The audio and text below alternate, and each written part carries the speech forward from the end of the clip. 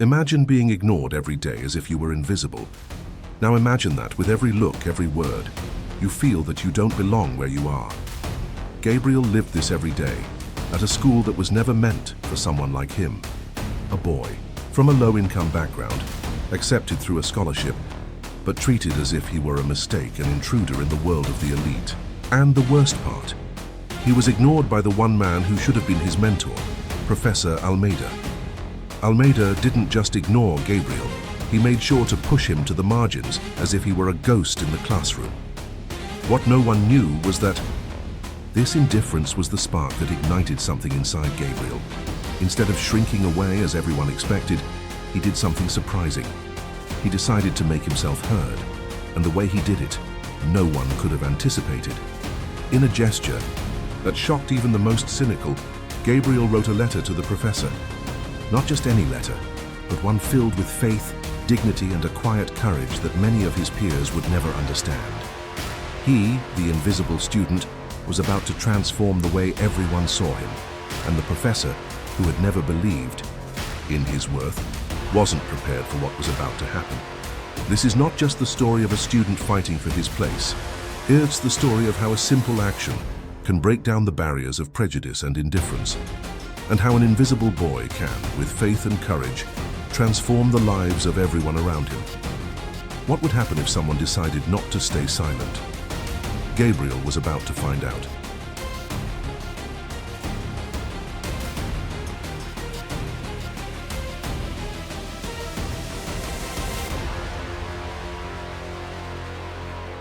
Before diving into this exciting story, we want to make sure you don't miss out on any of our incredible content. If you haven't subscribed to our channel yet, now is the perfect time to do so. By subscribing, you'll become a valued member of our growing community, where we share amazing stories, insightful lessons, and much more. Don't wait any longer. Hit that subscribe button now and join us on this amazing journey.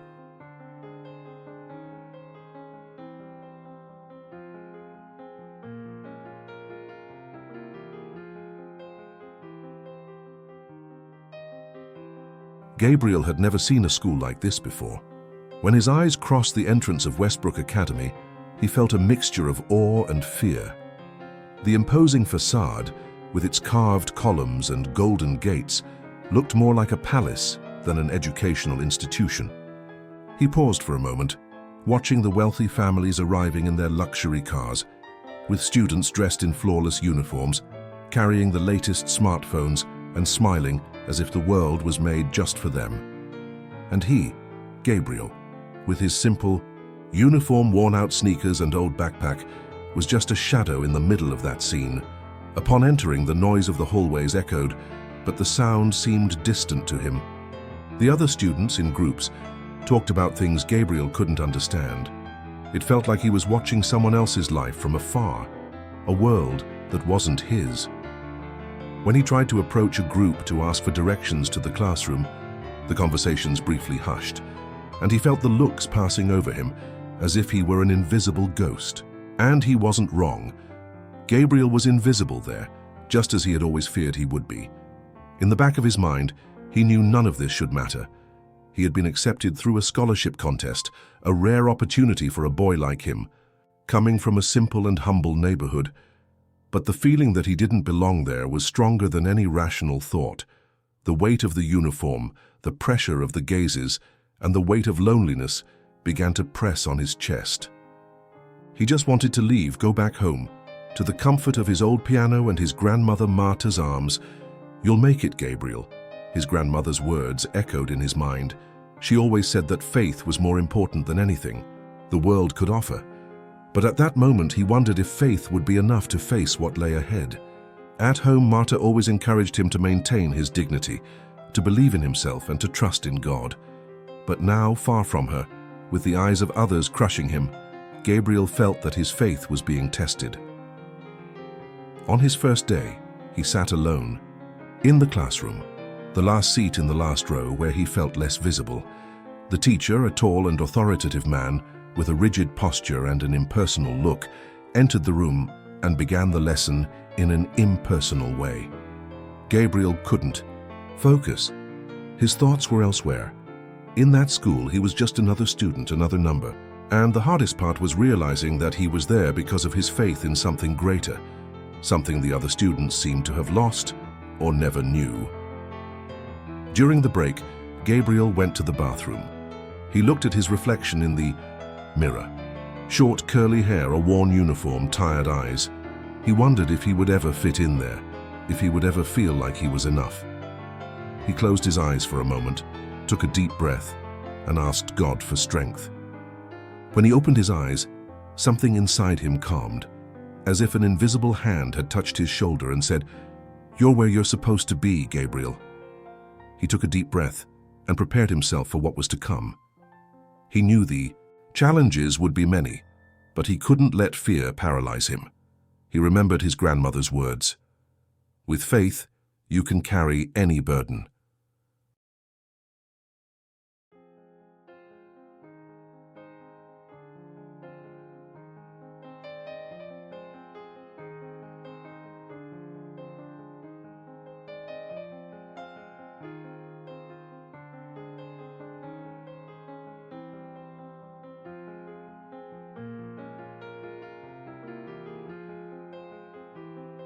Gabriel didn't know what to expect from the literature teacher, but when he saw him for the first time, he knew that this man would be a hard barrier to cross.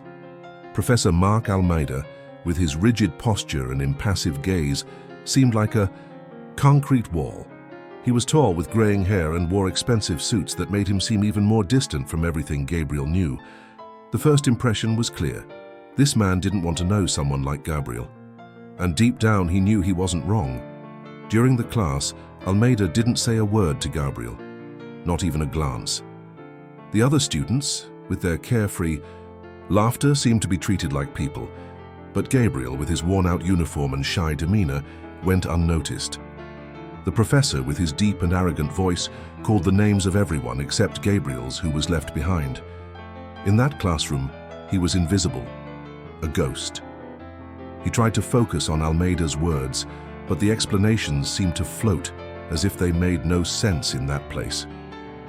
In that environment, he didn't belong. The following days were similar. Almeida's coldness didn't go unnoticed. When Gabriel raised his hand to answer a question, the professor ignored him. It was as if his presence was a reminder that he shouldn't be there. Almeida was a man of few smiles and many cutting looks. He treated Gabriel with indifference, as if he were just there to fill a seat, to fulfill his obligation.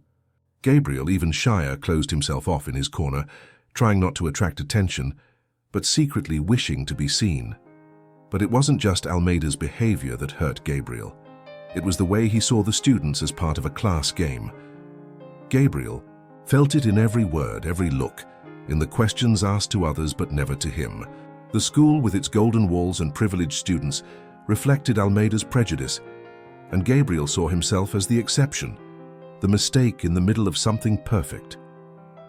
At night, Gabriel would come home, tired, and sit at his grandmother's old piano. The keys, worn, produced soft sounds, almost like a whisper.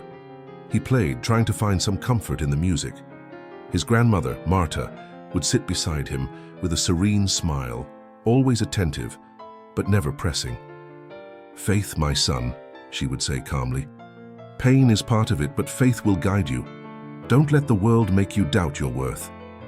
Gabriel sighed and closed his eyes, feeling his grandmother's presence as an anchor in his heart. But the school, and especially Professor Almeida, felt like a stormy sea against which he didn't know how to swim. He wanted to believe in Marta's words, but the pain of rejection was starting to weigh on him. The professor made him feel small, as if his existence was irrelevant, and that hurt him deeply. But as always, faith seemed to be his only escape, his only strength. The next day, Gabriel walked into the classroom with a tight heart. He looked at the professor, but there was no anger, just a silent pain. Almeida remained impassive, his attitude of indifference a reflection of everything. He believed about who deserved to be there. Gabriel swallowed the feeling of helplessness and prepared for another day of invisibility.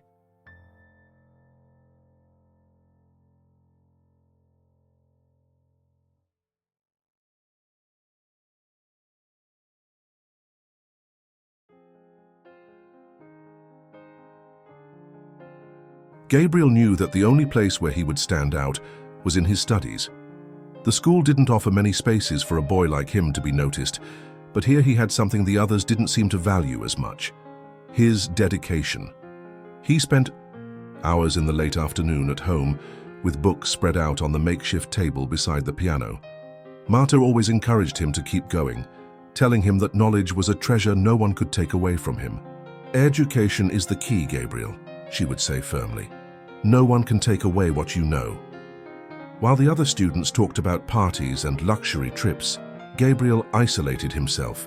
He avoided the discussion groups, the jokes, and the conversations about topics he didn't know. He knew that the others wouldn't understand his world.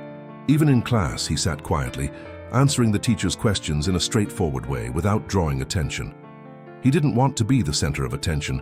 He just wanted to be respected, even from a distance. But still, the gazes were there weighing on him. When he answered a question correctly, Professor Almeida rarely looked in his direction, as if Gabriel's presence were a flaw in the perfectly orchestrated setting of Westbrook Academy. And when he got something wrong, he felt that the professor's disapproving look was even heavier. It wasn't Almeida's words that hurt, but the silence that came with them. The silence of indifference was deeper than any criticism. Despite everything, Gabriel didn't give up. He knew that his efforts, however invisible they were to others, were valid. He felt a quiet honor in knowing he was there, not because of favors or privileges, but because of merit. He didn't have much more than the strength of his effort and the faith he carried inside him, and no matter how hard it was, he continued to hold on to that, believing that one day something would change. One cold afternoon, when the rain pounded hard against the school windows, Gabriel wrote a letter to his grandmother. Sitting in the library, surrounded by imposing books and strange faces, he put the words on paper, as if it were the only way to relieve the pressure on his shoulders.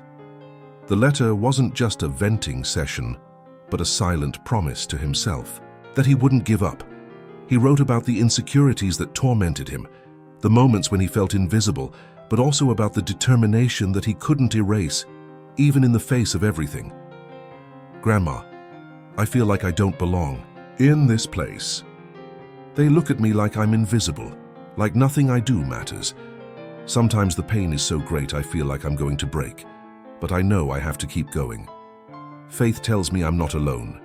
God is with me, and no matter how hard it is, I'll keep studying, I'll keep fighting. I know the truth comes from within, and one day all of this will make sense." When he closed the letter, Gabriel felt a small sense of relief. It was as if, by putting his feelings on paper, he had lifted some of the weight off his shoulders. But as he carefully folded it and put it in his pocket, he knew the fight was far from over. There was more to come. His grandmother's words still echoed in his mind, reminding him that faith and perseverance were the most powerful weapons he could carry. On his way home, as the streets of Marlow filled with shadows and the sound of rain hit the sidewalks, Gabriel looked up at the sky.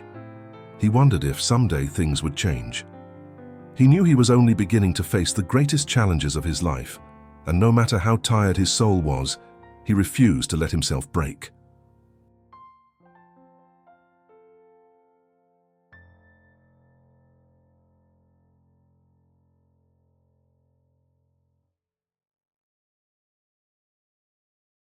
The news arrived in the morning, while the sun was still struggling to break through the thick clouds that covered the sky.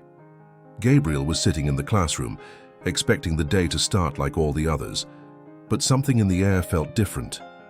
Professor Almeida, instead of entering with his rigid posture and indifferent gaze, stood at the door longer than usual. His eyes were dull, as if something had drained all his energy. The silence in the room seemed to carry a weight no one dared question. When he finally entered, he looked older, more fragile. The authoritative gaze he used to have was now broken, as if his humanity had been suddenly stripped away. He walked to his desk without saying a word, the sound of his heavy footsteps echoing through the room. No student dared speak, but fear, discomfort, and curiosity filled the air. Professor Almeida never showed weakness, but something had happened, and everyone knew it. When the bell rang and the break began, the professor didn't get up. He just looked at the students, but his eyes didn't see them. There was a void there, a distance that stretched between him and everyone else, something none of the students knew how to cross.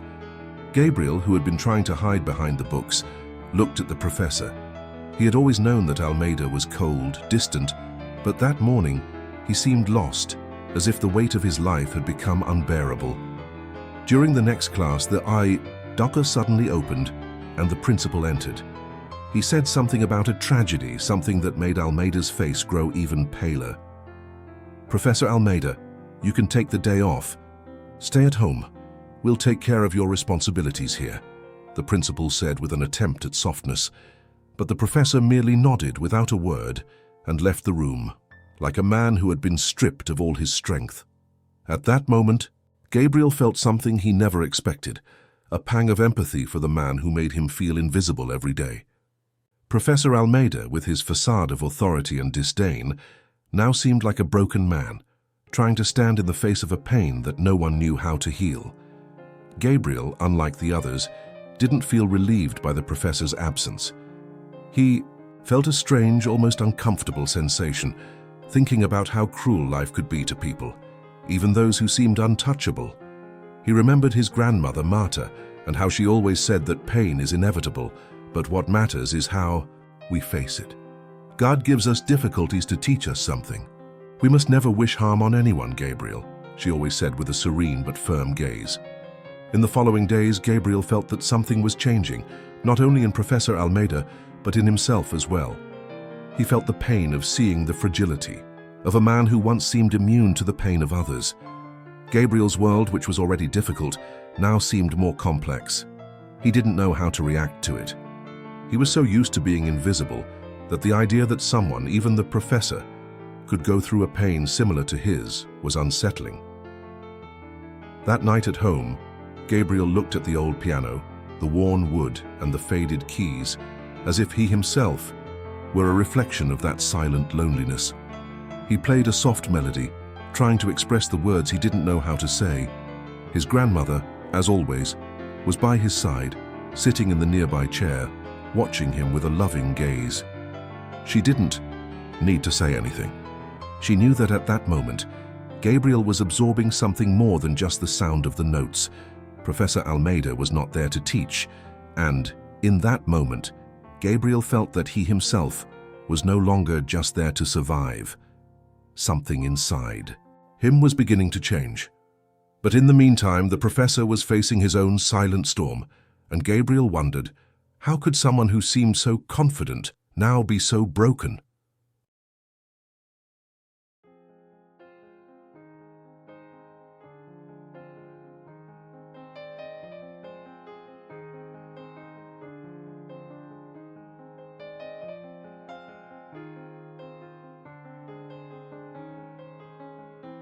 Almeida's return to school was not what everyone had expected. When he appeared at the classroom door, a deep silence filled the room. Gabriel watched the professor closely, trying to understand who he was now.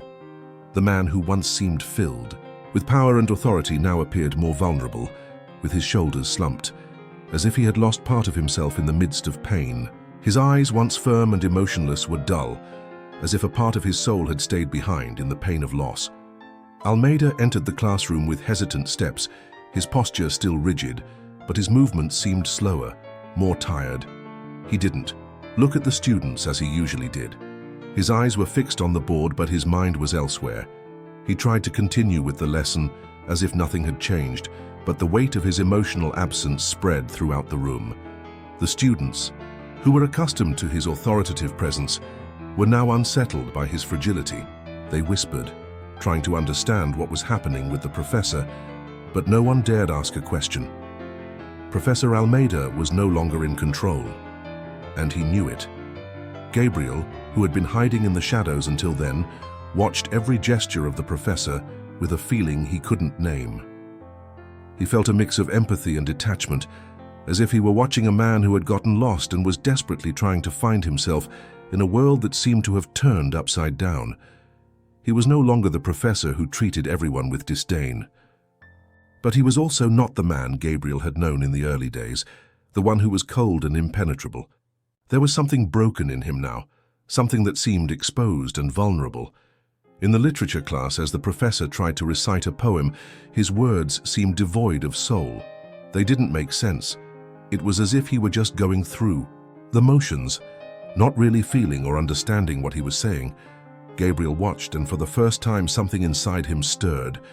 He, who had always felt small, invisible, realized that maybe pain, loss, and loneliness were more universal than he had imagined. Even Professor Almeida, with his arrogant and elitist posture, was human. He was suffering too. The silence that followed the end of the class was heavy. The professor didn't apologize. He didn't mention the pain of losing his mother. He simply left, leaving behind a classroom full of unanswered questions. Gabriel stayed seated, his thoughts still swirling around what he had just witnessed. He had witnessed something no one in the room seemed prepared to understand. The professor, with his impenetrable facade, had been broken, and no one knew how to help. At the end of the day, Gabriel left school with his head full of conflicting thoughts. He felt a kind of compassion for the professor, but he didn't know what to do with that. Almeida's pain, the loss, all of it seemed so distant from what Gabriel had experienced in his own life. But at the same time, he couldn't ignore the fact that everyone, in one way or another, was dealing with pain differently. At home, his grandmother Marta was sitting in her usual chair, watching television with a soft smile, but she noticed something had changed on Gabriel's face. "What happened, my son?" she asked with her usual calmness. Gabriel didn't respond immediately. He sat beside her, and for a moment remained silent. He didn't know how to explain what he had seen, the transformation in the professor, the silent pain spreading through the school. But somehow he knew that Almeida's pain wasn't so different from his own. We all, he thought, are trying to deal with the weight of our own lives. "Grandma, sometimes people seem so strong, but inside they're carrying something no one can see. I saw that in the professor today. He seemed so weak, so lost," Gabriel said, his voice soft, as if he were still trying to understand what that meant. Marta looked at him, her eyes full of understanding. "Yes, my son. Sometimes the people who seem the toughest are the ones who need help the most. But remember, our faith is what keeps us standing, even when everything else seems to fall apart. The professor will find his way, just as you will find yours. We all have our struggles, Gabriel." Gabriel closed his eyes and took a deep breath. He didn't have all the answers, but in that moment, he knew that Professor Almeida was also on a journey. And perhaps, just perhaps, Gabriel might be the one who could make a difference for him, just as his grandmother's faith had made a difference for him.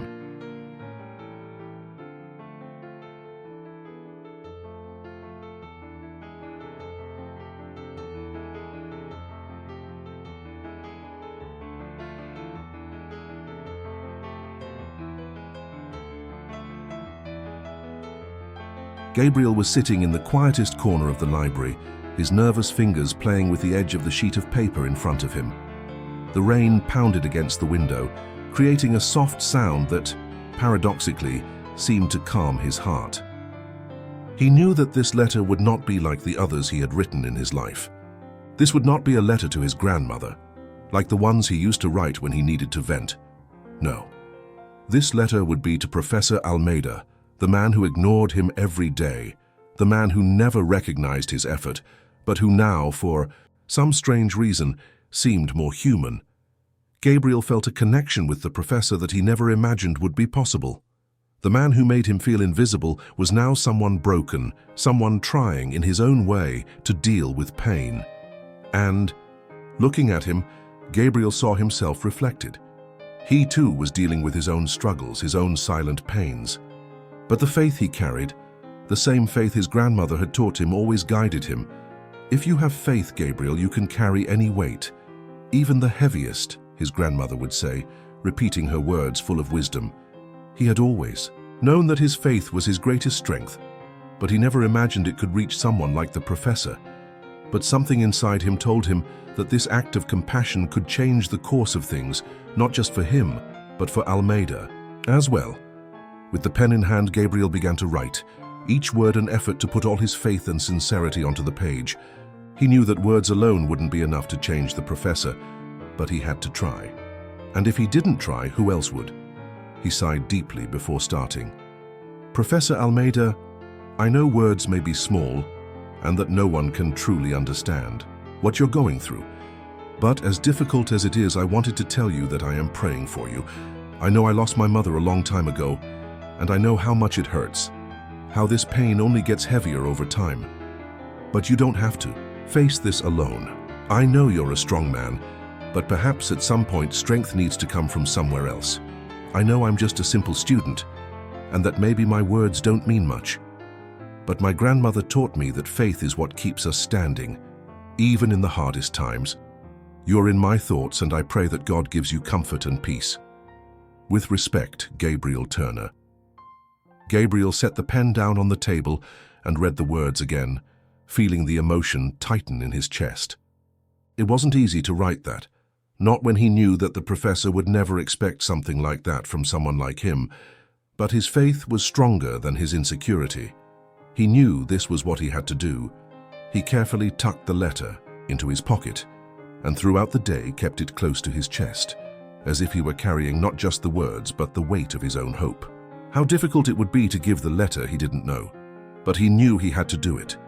Professor Almeida, with his silent pain and broken pride, needed to know that someone cared, that someone was willing to see him beyond his flaws and prejudices.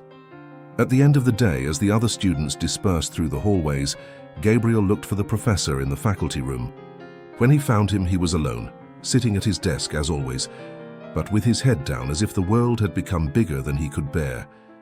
Gabriel hesitated for a moment, but then approached, his heart pounding in his chest. "Professor," he said, his voice low but firm, "I wrote something for you." The professor lifted his eyes, and for a moment, Gabriel saw the fatigue in his gaze. It was as if he were trying to maintain his authority, but human flaws were beginning to show. "Thank you, Gabriel," the professor said almost inaudibly, as if he didn't know how to react. I will read it." Gabriel handed the letter over and left the room, the weight of his words still pulsing inside him. He didn't know what would happen next, but in that moment, he felt he had done the right thing. He had been sincere, and his faith once again had guided him to do what seemed impossible, to reach out to the one who had rejected him.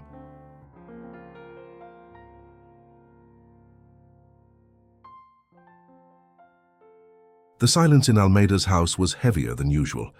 In the days following his mother's death, he took refuge in the emptiness of his own home, withdrawing from his responsibilities at school. Grief was something he didn't know how to deal with, but he felt the need to hide from others, not allowing anyone to see his pain. The impenetrable man, who used to be the rock on which the school relied, was now fragmented. The pain of losing his mother made everything in his life lose its meaning. What once seemed like a clear path was now obscured by a thick fog of regret and loneliness. He read Gabriel's letter the following morning, when the soft sound of rain tapping against the window brought him back to reality. The words written by that shy young man whom he had ignored so many times began to infiltrate his mind. "I know I am just a simple student," Gabriel had written, and Almeida bitterly laughed, thinking of the irony. He had treated Gabriel like someone inferior, someone who didn't have the right to be there, when in fact that boy possessed something he could never ignore: faith, humanity, and a sincerity that he had never had. As he read the words, Almeida felt a weight on his chest, as if the letter had broken the invisible barrier he had built over the years. The pain of losing his mother, which he had tried to hide, now seemed amplified by the empathy he felt from seeing what Gabriel had written. The professor had always believed the world was fair to those who deserved it, that those of his social class had the right to be there, but the pain was forcing him to question everything he knew. Gabriel not only showed respect for someone like him, but in some way he was offering the professor something he didn't know how to seek: comfort. Almeida closed his eyes and tried to focus on Gabriel's words. He didn't know what to do with them. He had never known how to deal with weakness, with vulnerability. His entire life had been a facade of control, a facade that, until now, had kept him safe. But Gabriel had torn down that facade, and in place of indifference, he found himself confronted with something much deeper: humanity, shared pain. In the days that followed, Almeida began to reflect more on the actions he had taken throughout his life. He had never allowed himself to be vulnerable, had never acknowledged that the barriers he had erected between himself and others were actually what kept him isolated and empty.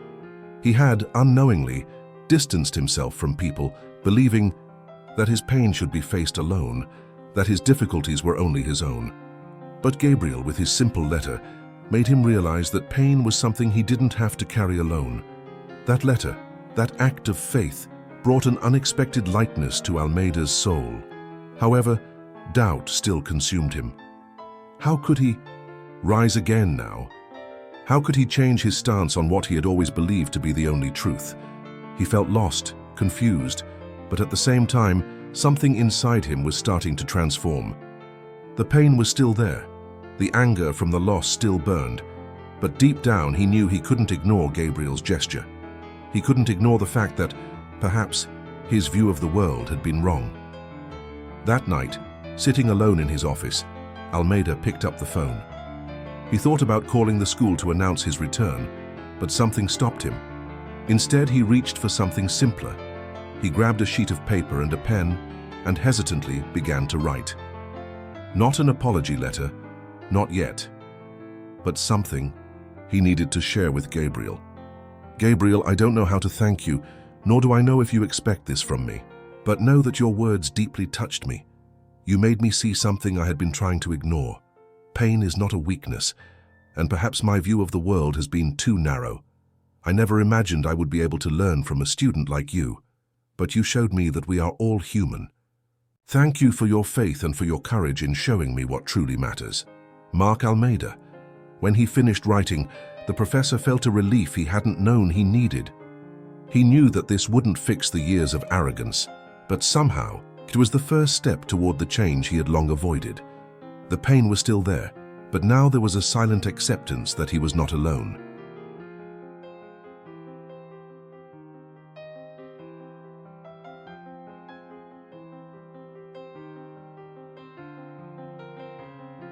Gabriel was sitting in the last row, as always.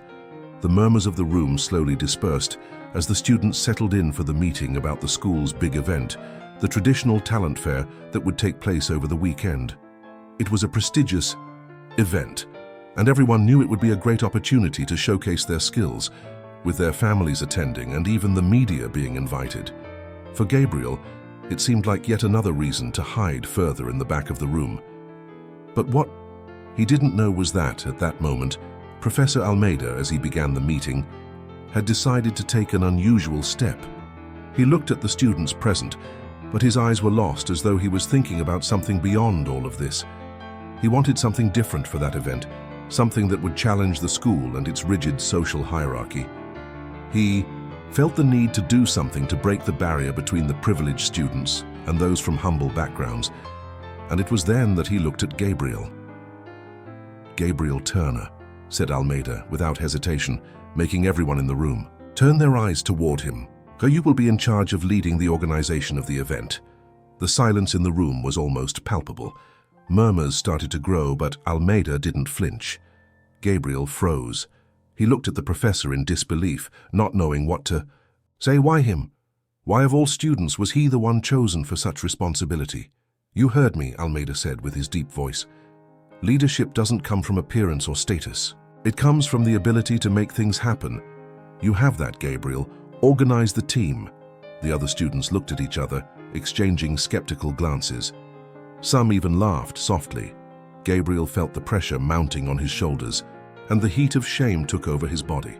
He didn't want to be the center of attention. He didn't want to lead anyone.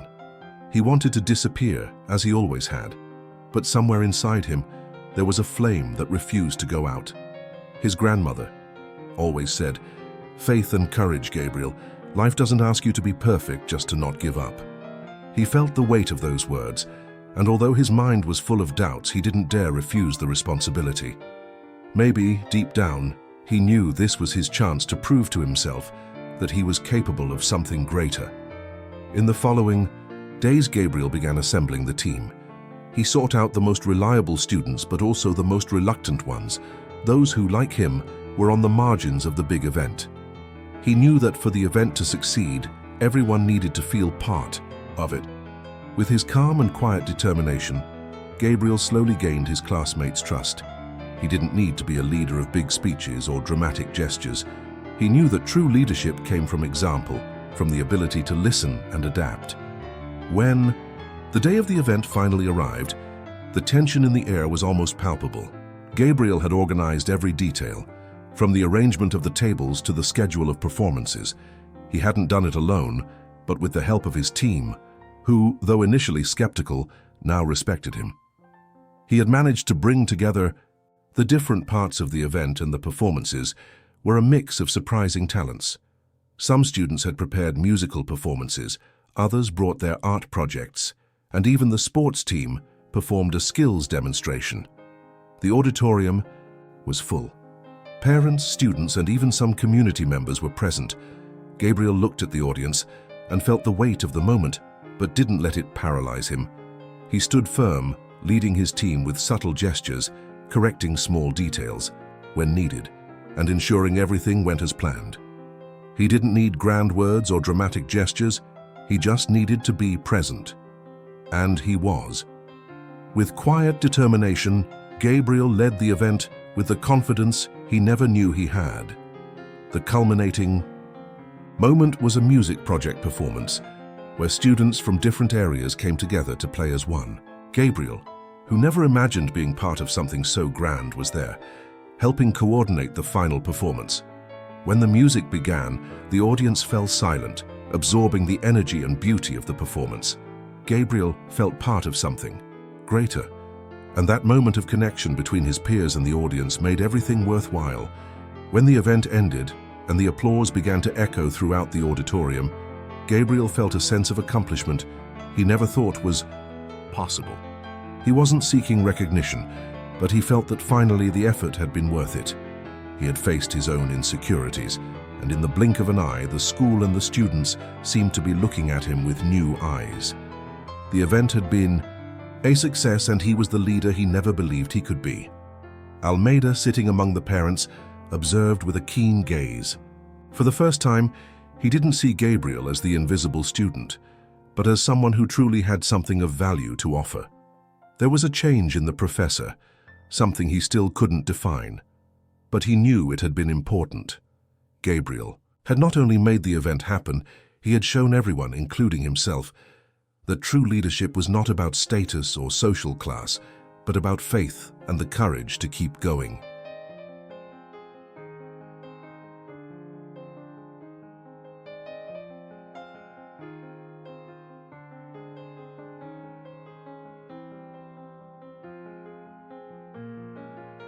The big day had finally arrived. Gabriel woke up early, his heart beating faster than usual. The rain had stopped, but the clouds still covered the sky, making the atmosphere heavy and stuffy. He looked at the clock, the tension growing as he prepared for what would be the greatest challenge of his life so far. The event was about to happen, and everything he had worked for in the past weeks, all the nights spent looking for details and organizing, would now depend on his leadership and the trust his team had placed in him. He carefully put on his uniform, as he always did, but the weight of responsibility seemed even greater than the simple clothes he wore. He was not the type of person who sought to be the center of attention, but today, he would have to take on the role of leader, someone who would be observed. The pressure was there, with every step, with every breath. But Gabriel remembered his grandmother's words. Courage is not the absence of fear, it's the decision to move forward despite it. When he arrived at school, the activity was intense. The final preparations were being made, the tables were being arranged, the lights adjusted, and the musicians were tuning their instruments. Gabriel couldn't help but feel a little overwhelmed, but he took a deep breath and searched for his team. They were scattered around the halls, some nervous, others still unsure of their roles. Gabriel knew that the key to the event's organization would be unity and mutual trust. He needed to show everyone that he was there to guide them. He walked over to the first team, the one in charge of the reception, and did what he knew best. He listened. He asked if there was anything that worried them, if something was out of place. He wasn't a leader who ordered people around, but one who involved those around him. making every task part of something greater. He saw his colleagues' faces soften, their tensions easing as he spoke calmly and purposefully. Gabriel, unknowingly, was beginning to transform that environment into a unified whole, something everyone could feel part of. As the event drew closer, he noticed how his team began to trust him more. Gabriel didn't have answers for everything, nor did he have a perfect plan, but he had something more powerful: the faith his grandmother had taught him, and the courage he didn't even know he possessed. He wasn't afraid to ask for help, to rely on others, to recognize that everyone had something to offer. This made, even in such a competitive and elitist environment, the others start to respect him. The event began, and the atmosphere was electric. The performances started with energy, and each student gave their best. Gabriel watched from a distance, but with eyes attentive to every detail. He adjusted small issues here and there, solved unexpected problems without losing his composure. With each step, his team's confidence grew, and Gabriel's tension seemed to ease, as if the weight of responsibility was being lightened as he led the event with silent confidence. When the musical portion of the event arrived, something surprising happened. Gabriel, who had never imagined being the center of attention, was invited to the stage. Without informing anyone, he had prepared for a small piano performance. When the first notes played, the audience fell silent. The sound of the keys, soft and melodic, seemed to touch something deep within the people. Gabriel played not only with his hands but with his heart, and that moment seemed to transcend the stage, connecting everyone in the auditorium in a way words could not describe. The fear and insecurity he had felt before vanished in that instant, as if he had finally found his place in the world. The event was a success. The presentations were flawless, and what began as a huge challenge for Gabriel turned into a celebration of his leadership and the unity he had built with his team. When Team Montianti, the applause began to echo throughout the auditorium, Gabriel felt lighter. He wasn't seeking recognition, but he knew that in that moment he had overcome something deep within himself. He was no longer the shy boy, the one who felt invisible.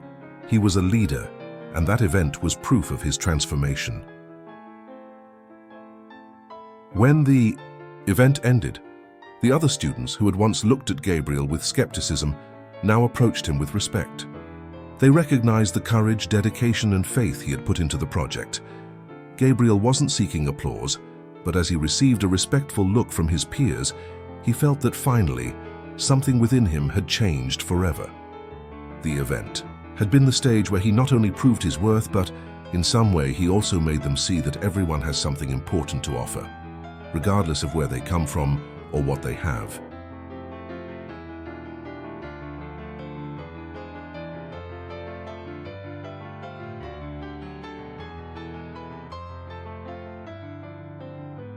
Throughout his journey, Gabriel discovered something few people know. True strength isn't about being the most visible, but about never letting your faith break in the face of adversity.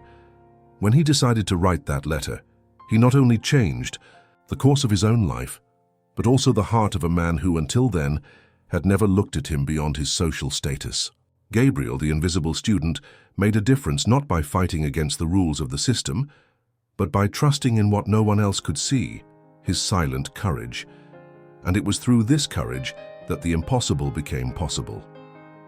Professor Almeida, who had never imagined that a simple act of faith could touch his soul so deeply, now saw Gabriel in a way he had never imagined. Gabriel's transformation wasn't just a personal achievement, it was the key to opening a door that many thought was closed, both for him and for the professor himself. Now, as we reflect on everything that happened, the question that remains is, how many of us, like Gabriel, are willing to break down the barriers of indifference, pain, and silence to show the world who we really are? Because in the end, true change begins when we decide to be seen, when we choose not to stay silent in the face of rejection, but to use our faith as the strength that guides us to transformation. If this story touched your heart, subscribe to our channel, turn on the notification bell, and share it with someone who needs to hear this.